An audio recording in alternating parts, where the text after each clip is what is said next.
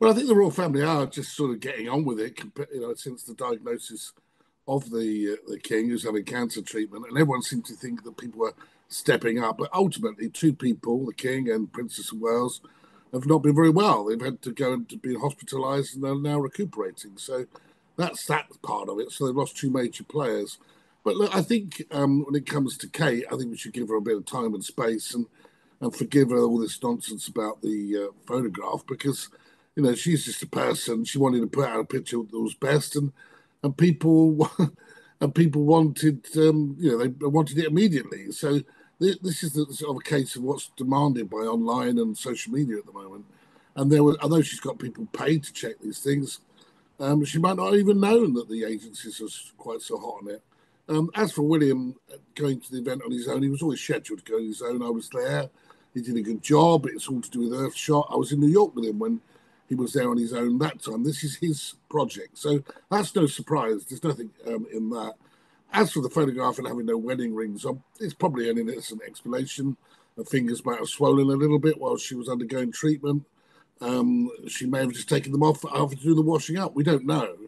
But the reality is, of course, it leaves it open to the conspiracy theorists, and there are many online who come up with a load of nonsense about why this really is without actually knowing anything. Look, I think it's quite fair that somebody should expect their privacy. You and I would expect our privacy over medical issues, and I think they've been quite forthcoming, actually, to say that she's had abdominal surgery. They had to say it because she was hospitalised, and people would have found out and when she was in the London clinic. They don't really have to go any further than that. And even with the king, although they've been very clear that he's undergoing cancer treatment, they haven't said what particular type of cancer it is. So I think that's fair. I think that just because a few online trolls and people like that are desperate to know, and that she's a public figure, that's two different things entirely. Just because the public want to know is different to the public having to know. I mean, I think in the king's case, he's been wise and given more information because he's the head of state. And I think he wanted to make sure to reassure people. If they found out independently, it would have been a big story. By doing this and say he's undergoing treatment, I think it calms people's fears. It also helps cancer charities and other people out there to say that the king is undergoing treatment too. So I think they've handled that side of it well. But with Kate, it's a private matter. It is abdominal surgery. They've said that. And I don't really think they should have to say anything more than that. She is clearly on the mend, and she is recuperating, and we should give her time. They've said that she'll come back to work be reviewed after Easter, and I think that's exactly when they should review it. And in the meantime, she's got 3 children to raise, so I think that I personally think we should give her colour some slack. Kate has taken responsibility. She's held her hand up. She said she messed around with the picture, and of course in this day and age with AI and everything that's out there, it's important when you issue an official picture from Kensington Palace that it is the real picture. Now, maybe that she didn't even pass it on that it had been doctored or tweaked with to the press secretary.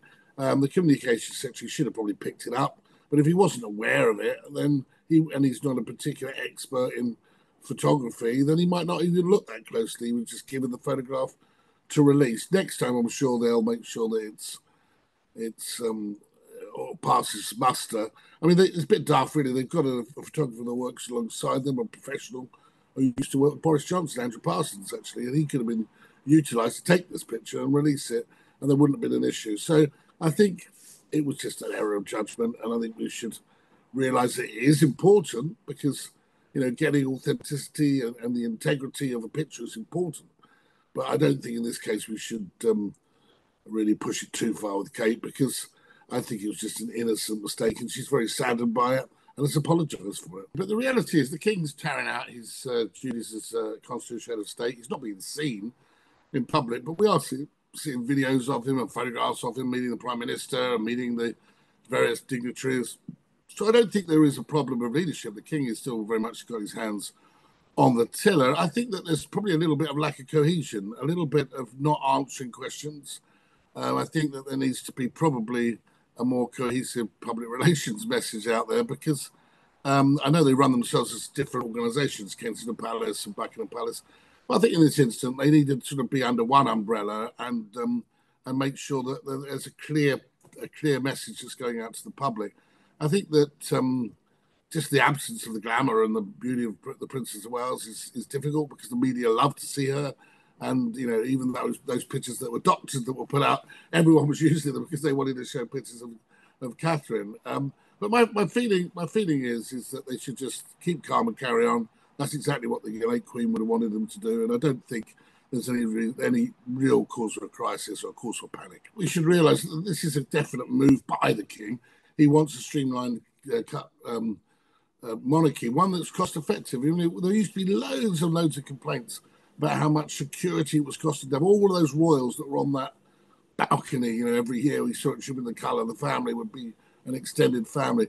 There were complaints about how much money we spent on travel. By slimming it down as they've done, the actual only cost to the taxpayer will be for royal travel, which is so that the government organises to make sure that the royals are in those countries in association with the Foreign and Commonwealth and Development Office. And of course, the cost of security. If you've got less royals that need security, that's less money to the taxpayer. And less royals travelling, it's less money to the taxpayer too. Plus, the rest of their lives, their engagements, is funded by two ancient trusts, the Duchy of Lancaster for Charles, the Queen, and the other royals, and then for the Duchy of Cornwall for William and his family. So, in fact, what's happened is there's been a much better value for money monarchy already under King Charles, and it will only improve. Walter Bagehot said, "Don't let daylight in on magic, because the magic is what keeps the royal family aloof. It's what keeps the royal family special." But I think in this modern day and age with iPhones and 24-hour news and everybody recording things on social media, it's very difficult to do that. So they've got to sort of be part of that world. A few years ago, when the late Queen led them at the Commonwealth Service, you had the Prince of Wales, who was then, with the Duchess of Cornwall. Then you had Harry and Meghan, and you had William and Kate, and that was quite a glamorous group of people together, led by the Queen, who's this hugely historic figure. I mean, I think the loss of the Queen has obviously had an impact upon the aura of the royal family. I remember, whenever I met the Queen, it was always such a special moment. But, equally, I think the King has got that same aura about him, but he's absent at the moment in terms of the public gaze. I think that William and Kate, I've still got that glamour and that aura about them. She's missing at the moment. So I think with Queen Camilla and William, they're doing the best they can, but there's a limited number of senior working royals now that Harry and Meghan have just hot-footed it across the Atlantic to start their own new life. Well, who can blame them? But if you look at that photograph from a few years ago, it's very different from what it was yesterday. And, you start to think, well, a lot of people like I do, we miss the late Queen. And there was a reason for it. There was that sense of stability, continuity and calm that she gave.